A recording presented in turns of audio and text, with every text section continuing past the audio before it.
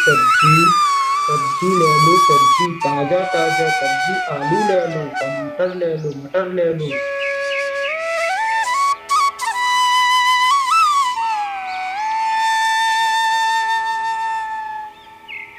बहुत समय पहले की बात है।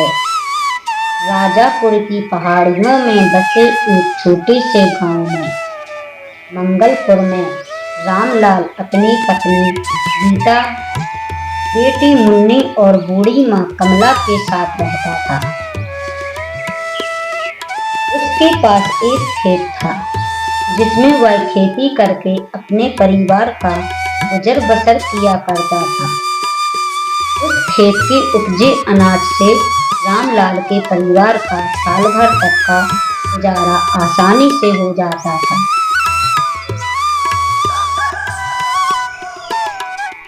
एक दिन सुबह सुबह जब रामलाल अपने खेतों में काम कर रहा होता है, तभी उसकी बेटी मुन्नी उसके पास दौड़ी दौड़ी आती है। पापा पापा, जल्दी घर चलो, दादी की तबीयत बहुत खराब हो गई है। यह सुनकर रामलाल बहुत घबरा जाता है और मुन्नी के साथ घर की तरफ दौड़ता है। वह घर जाकर देखता है कि उसकी माँ की बहुत ज्यादा तबीयत बिगड़ गई। अपनी माँ की ऐसी हालत देखकर रामलाल बहुत घबरा गया और जल्दी जल्दी उसे अस्पताल लेकर जाता है। सर, आपकी माँ को एक गंभीर बीमारी है जिसका इलाज असंभव है, लेकिन हाँ, कुछ दवाइयाँ हैं जो इन्हें रोजाना दी जाएं तो थोड़ा बहुत सुधार आ सकता है, लेकिन वह दवाइयाँ बहुत महंगी हैं। डॉक्टर की यह बात सुनकर रामलाल बहुत चिंतित हो जाता है, क्योंकि उसके पास उतने पैसे नहीं थे जिससे वह उन दवाइयों को खरीद सके। रामलाल के पास कोई विकल्प नहीं था, तो वह अपनी जमीन का अधिकांश हिस्सा बेच देता है और कुछ पैसे वह सेठ किरोड़ी से ब्याज पर ले लेता है।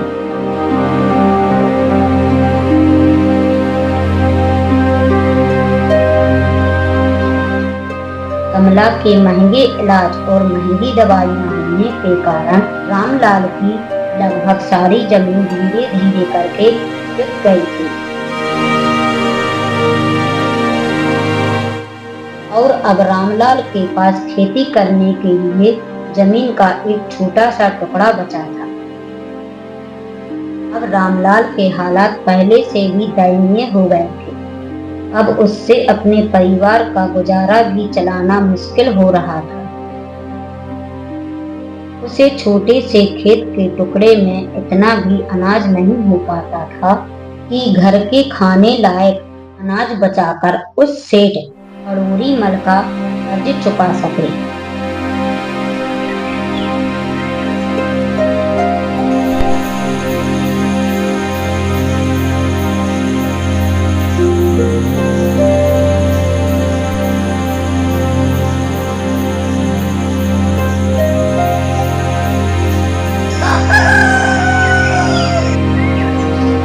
एक दिन सेठ रामलाल को अपने पास बुलाता है और कहता है, अरे ओ रामलाल, कर्ज के लिए हुए तुम्हें कितने दिन हो चुके हैं? वापस कब चुकाओगे? सेठ जी, आपको तो मेरी हालत के बारे में पता ही है। अरे तेरा तो यह रोज का रोना धोना है। मैंने क्या तुम्हारा ठेका ले रखा है? मुझे नहीं पता, मुझे मेरे पैसे चाहिए। मालिक, अभी तो मेरे पास पैसे नहीं हैं। खेतों से फसल आ जाएगी, उसे काटकर उससे जो पैसों की बचत होगी आपको देने की कोशिश करूंगा। अरे कोशिश करूंगा, क्या मतलब है? मुझे मेरे पैसे चाहिए। मालिक, घर में बीमार बूढ़ी माँ है। माँ के इलाज करवाने के लिए भी मेरे पास पैसे नहीं हैं, तो आपको कहाँ से दूं मैं? ऐसा कहकर रामलाल रोने लगता है रामलाल को रोता देख सेठ गुस्से में बोलता है।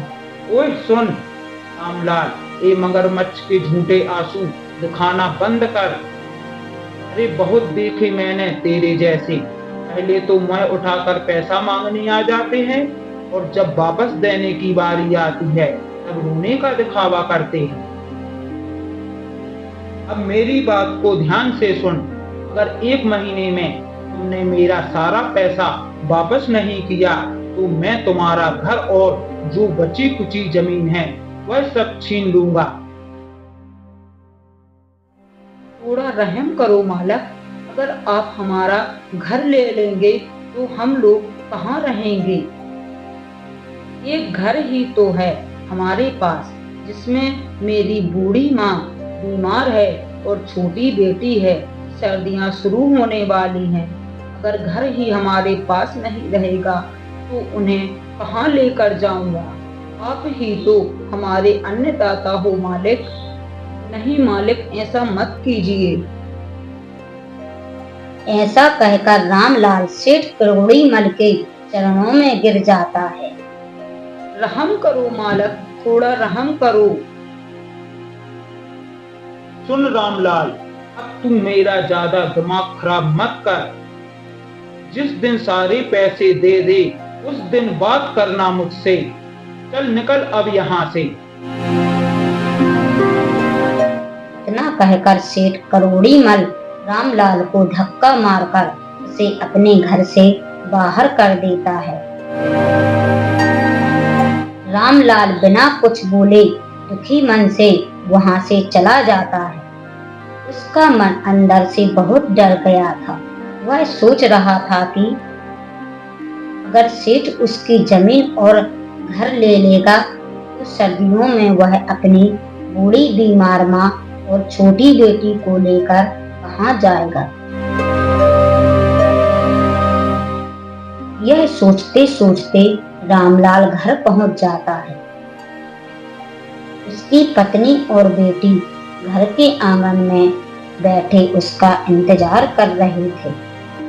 अपनी बेटी को अपनी तरफ आता देखकर रामलाल अपनी आंखों से आंसू पोंछ लेता है। पापा पापा आ गए आप?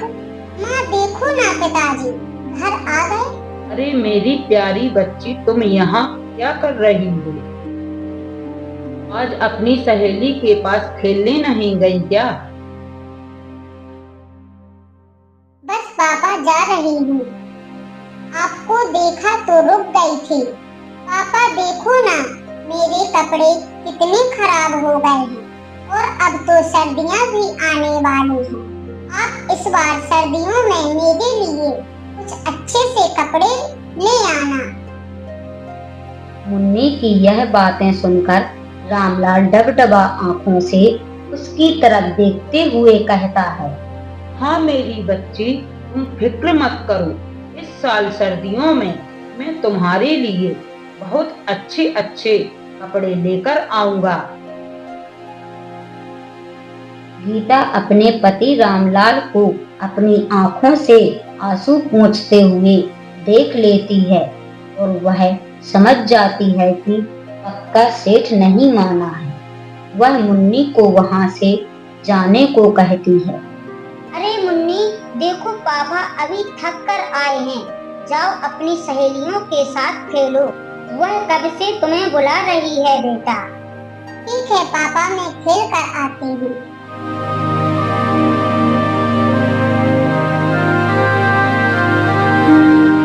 थोड़ी देर में मुन्नी वहां से जाते ही गीता अपने पति से पूछती है।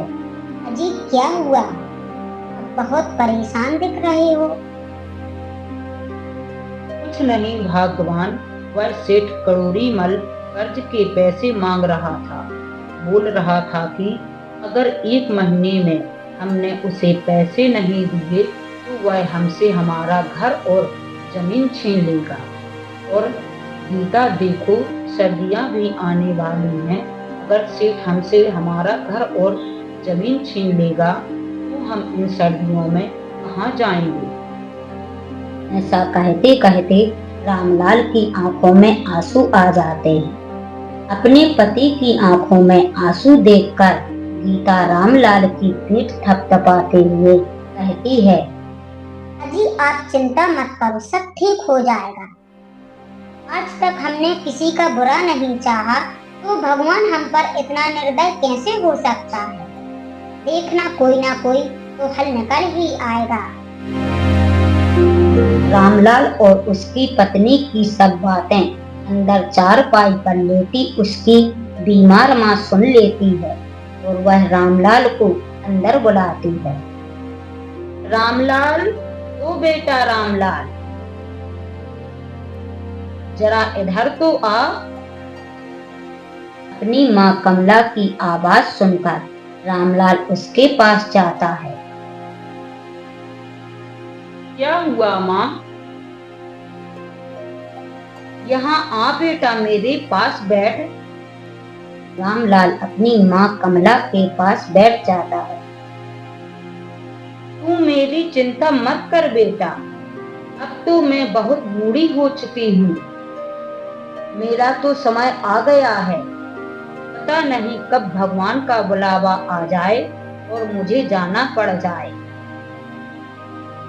अरे माँ, ऐसी बातें क्यों बोल रही हो? बेटा, मैंने तेरी और बहू की सारी बातें सुन ली थी। मैं तो बस इतना कह रही थी कि तू अब मेरी दवाइयों पर जो खर्च करता है ना बेटा, वह अब मत तू कर। अपना कर्ज उतार और जमीन बचा ले देकर। अब यह थोड़ी सी जमीन और घर ही तो बचा है तुम्हारे पास। अगर यह सब भी तुम्हारे हाथ से चला गया तो आगे क्या होगा तुम लोगों का? रामलाल चुपचाप सिर झुकाए अपनी माँ की बातें सुन रहा था। माँ, तू ऐसा क्यों बोल रही है? अभी मेरे पास 1 महीने का समय है ना। चल माँ, अब तू ज्यादा बात मत कर, सो जा, वरना तुम्हारी तबीयत खराब हो जाएगी। और हाँ, किसी चीज की जरूरत हो तो बुला लेना।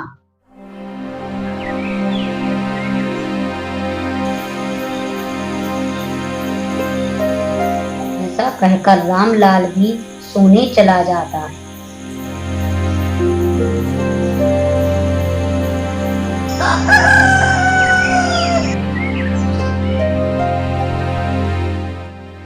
सुबह उठते ही रामलाल अपनी पत्नी से कहता है,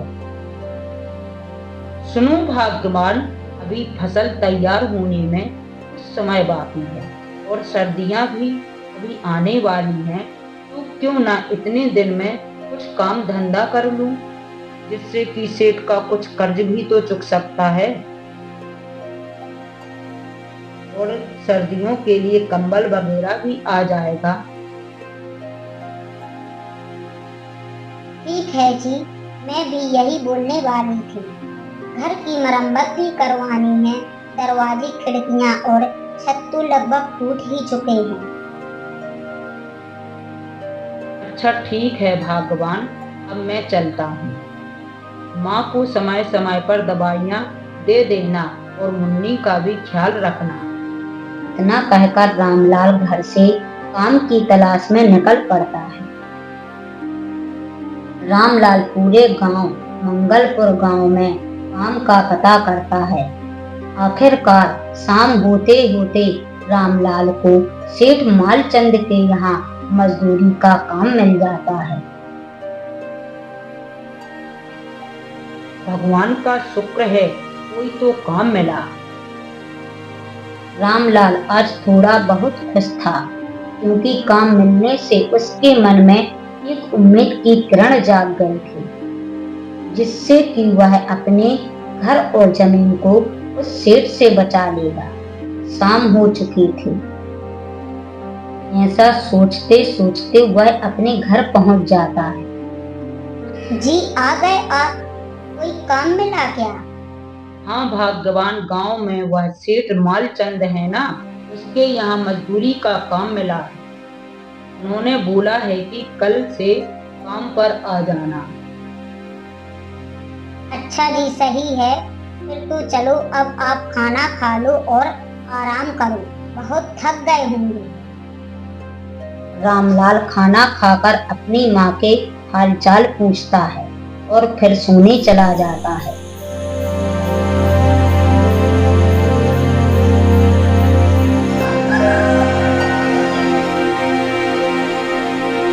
अगले दिन वह सेठ मालचंद के यहाँ काम पर चला जाता है और दिन भर वहाँ पर मजदूरी का काम करता है। इस प्रकार उसे काम करते करते लगभग 1 महीना होने को आया था। सर्दियों ने भी अपने पैर पसार लिए थे और उधर उसकी फसल भी पूरी तरह से पककर तैयार हो गई थी।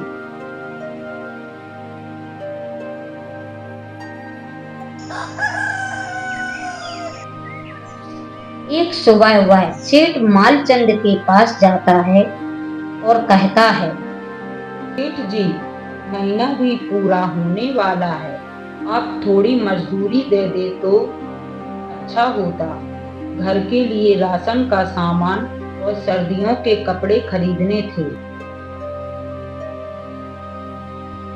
अरे रामलाल, कम से कम पूरा महीना तो होने देते। तुम पहले से ही पैसे मांगने आ गए। अभी मेरे पास पैसे नहीं हैं, जब पूरा महीना हो जाए तब ले लेना। सेठ जी, कुछ कीजिए ना, घर में पैसों की बहुत जरूरत है। घर का सारा सामान खत्म हो चुका है और बीमार माँ के लिए दवाइयाँ भी लेनी है। अरे बोला ना, तुमको एक बार में समझ नहीं आता क्या? पैसे नहीं हैं, मतलब नहीं है। महीना पूरा होते ही मैं तुम्हारा हिसाब कर दूंगा। यह सेठ मालचंद तो उस करोड़ी मल का भी बाप निकला। बेचारा रामलाल चुपचाप काम पर लग जाता है। ठंड बहुत बढ़ चुकी थी, शाम भी होने ही वाली थी। इस कड़कती ठंड में जैसे तैसे रामलाल ने अपना काम खत्म किया और फिर बेचारा दुखी मन से घर के लिए रवाना हो जाता है।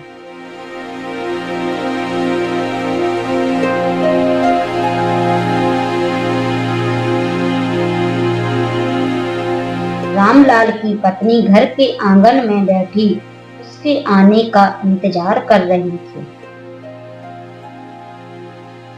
अजी, आज इतनी देर क्यों कर दी आने में? और आपका मुंह इतना उतरा क्यों हुआ है? अरे भगवान, अब क्या ही बताऊं। सेठ मालचंद से थोड़े पैसे मांगने गया था घर की जरूरतों के लिए, लेकिन वह तो गुस्से में मुझ पर ही चिल्ला रहे थे। बोल रहे थे कि 1 महीना तो पूरा होने दो, तुम्हारा हिसाब कर दूंगा। अजी, यह कैसे लोग हैं? हमको ही क्यों मिलते? लेकिन आप चिंता मत करो, मैं आज खेत जाकर आई थी। हमारी फसल पक कर पूरी तरह से तैयार हो गई है। कल आप काम पर मत जाना, हम फसल की कटाई करेंगे। अच्छा ठीक है भगवान, लेकिन मजदूर को भी तो हक है ना, उसे पैसे समय पर मिलने चाहिए। किसी ने कहा है ना कि मजदूर का पसीना सूखने से पहले उसको उसकी मजदूरी मिल जानी चाहिए, लेकिन यह आजकल के सेठ लोग यह बात क्या ही समझेंगे। अजी, आप ठीक कहते हो, लेकिन क्या कर सकते हैं। चलो, रात होने वाली है, अब आप हाथ मुंह धो लो, खाना खाते हैं। फिर सुबह फसल की कटाई करने ही तो जाना है। फिर वे खाना खाकर सो जाते हैं। रात के लगभग 2 बज रहे थे। अचानक मौसम बहुत खराब हो जाता है और जोर जोर से हवाएं चलने लगती हैं। फिर बहुत जोरों से बारिश शुरू हो जाती है।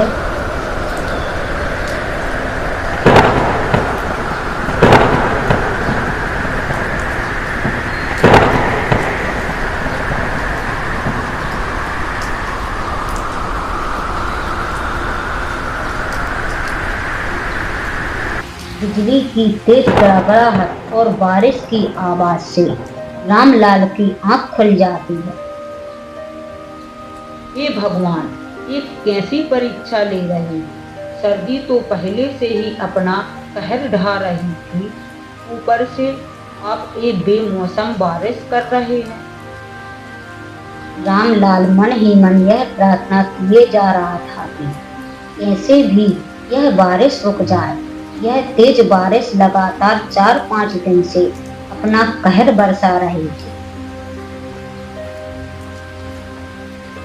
लोग अपने अपने घरों में दुबक गए थे और अब मंगलपुर में सर्दी पहले से 4 गुना बढ़ चुकी थी।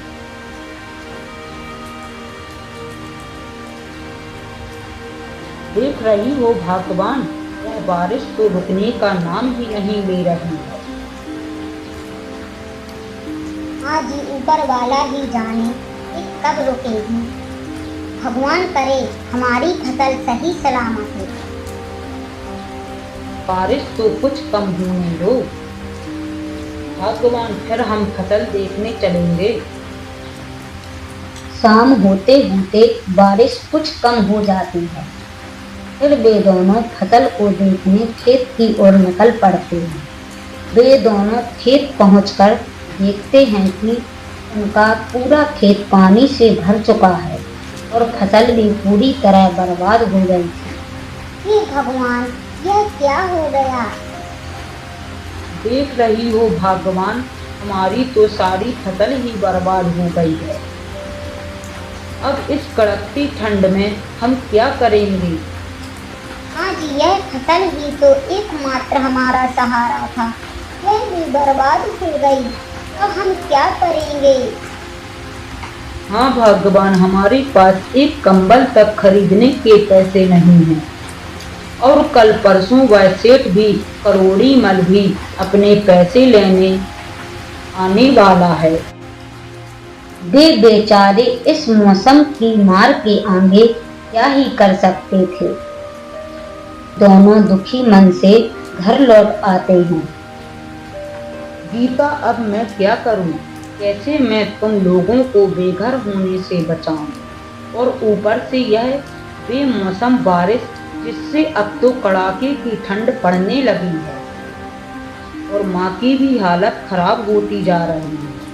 मुझे तो कुछ समझ में नहीं आ रहा है कि मैं माँ और तुम लोगों को इस ठंड से कैसे बचाऊंगा। गीता चुपचाप रामलाल की बातें सुन रही थी। उसे पता था कि अब कुछ नहीं हो सकता। वह जानती थी कि अब हमारा यह घर और जमीन सेठ के हाथों से चला जाएगा। वह डबडबा आंखों से कभी रामलाल को देखती तो कभी अपनी बेटी को, और रामलाल को भी बार बार यह चिंता सताए जा रही थी कि सेठ करोड़ी मल का 1 महीना पूरा हो चुका है। वह कभी भी आकर उसे बेघर कर सकता है। फिर वह इस कड़ाके की ठंड में अपने परिवार को लेकर कहाँ जाएगा। उस रात बेचारा रामलाल और उसकी पत्नी बिना खाना खाए ही सो जाते।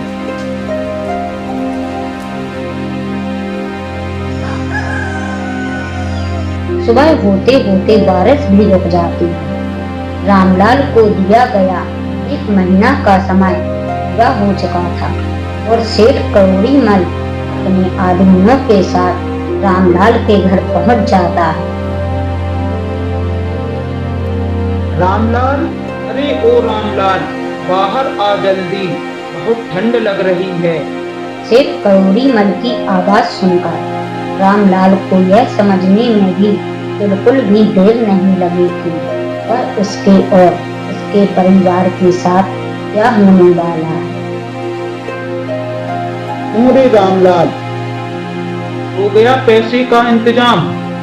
नहीं मालिक, मैं अभी पैसे का इंतजाम नहीं कर पाया हूँ। तुझे पता है ना क्या होगा तेरे साथ। रामलाल हाथ जोड़कर सेठ करोड़ी मल के पैरों में बैठ जाता है और उससे कहता है कि मालिक, कुछ दिनों का समय और मिल जाता तो अच्छा रहता। इतनी कड़ाके की ठंड में कहाँ जाएंगे हम लोग? कुछ तो तरस खाइए हम पर मालिक। सेठ करोड़ी मल गुस्से से आग बबूला हो जाता है और रामलाल से कहता है, अरे बहुत समय दे दिया तुमको। भूखे नंगे लोग चले आते हो पैसा मांगने और पैसा वापस लेने के समय पर रोने लगते हो। बहुत हो गया तुम्हारा। अब तू मेरे सामने यह रोने का नाटक मत कर। इतना कहकर सेठ करोड़ी मल अपने आदमी से कहता है, अरे ओ जग्गू और बिलवा, बहुत देर हो गई इसको झप करते हुए। इसकी माँ बीवी बच्चे और घर के सारे सामान को बाहर फेंक दो। सेठ के इतना कहते ही वे दोनों रामलाल के घर का सारा सामान बाहर फेंक देते हैं। यह सब देखकर मुन्नी बहुत ज्यादा डर जाती है और अपनी माँ गीता से लिपट कर जोर जोर से रोने लगती है। थोड़ी दया करो मुझ गरीब पर। इतनी ठंड में मैं अपनी बीमार माँ और छोटी बेटी को लेकर कहाँ जाऊंगा? ठंड से मेरी माँ मर जाएगी मालिक। तरस खाओ हम पर, थोड़ा रहम करो मालिक। सेठ करोड़ी मल रामलाल की एक नहीं सुनता और उसके सारे सामान को बाहर फेंकवा दिया। रामलाल और उसकी पत्नी गीता रोते रोते अपना सारा सामान जमा करने लगते हैं और उनकी बेटी मुन्नी अपनी दादी के पास खड़ी अपनी छोटी छोटी आंखों से अपनी माँ और पिताजी को रोते देख रही थी। सेठ करोड़ी मल उन बेचारों को बेघर कर देता है। रामलाल अपनी माँ बेटी और पत्नी के साथ रोड के किनारे एक पेड़ के नीचे बैठ जाता है। जैसे जैसे रात होने लगती है वैसे वैसे ठंड भी बढ़ने लगती है और चारों ओर कोहरा भी छाने लगता है। ठंड से बचने के लिए उनके पास कंबल भी नहीं थे और जो थे वह भी इस हालत में नहीं थे कि उनसे ठंड से बचा जा सके। रामलाल की माँ की तबीयत बहुत ज्यादा खराब होने लगी। वह बुरी तरह से ठंड में कांपने लगी। रामलाल अपनी माँ को ठंड से बचाने के लिए आग जलाता है। तब उसकी माँ को थोड़ा आराम मिलता है।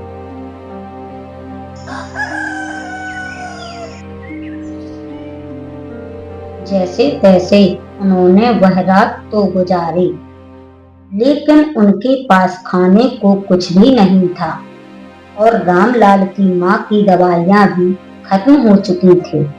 इसलिए वह मदद मांगने गांव में जाता है।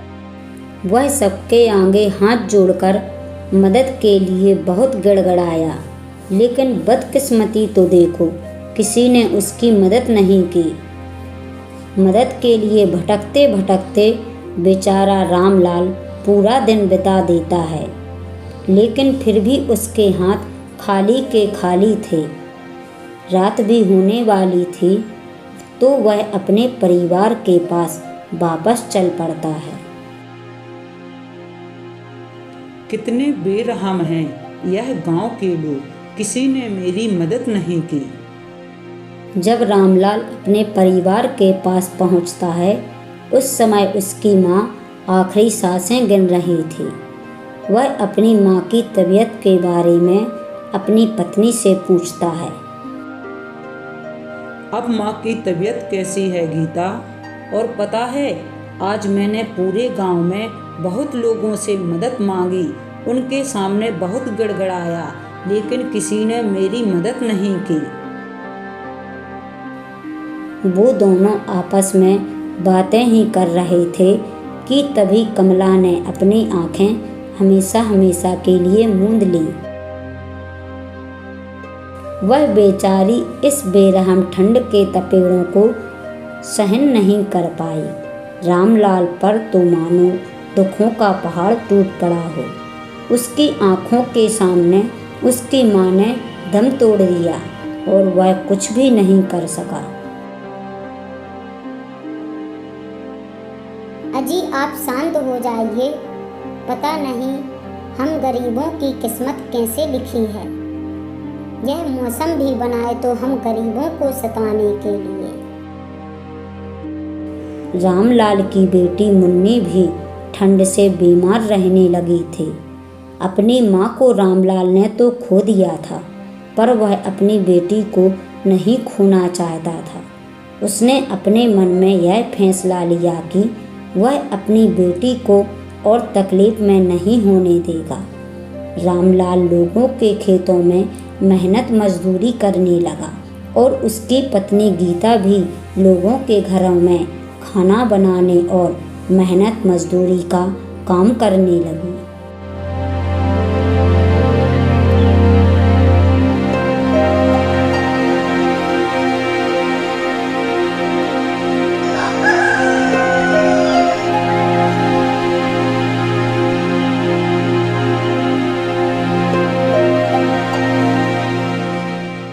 एक दिन रामलाल मालचंद के पास जाता है और उसे पूरी घटना के बारे में बताया,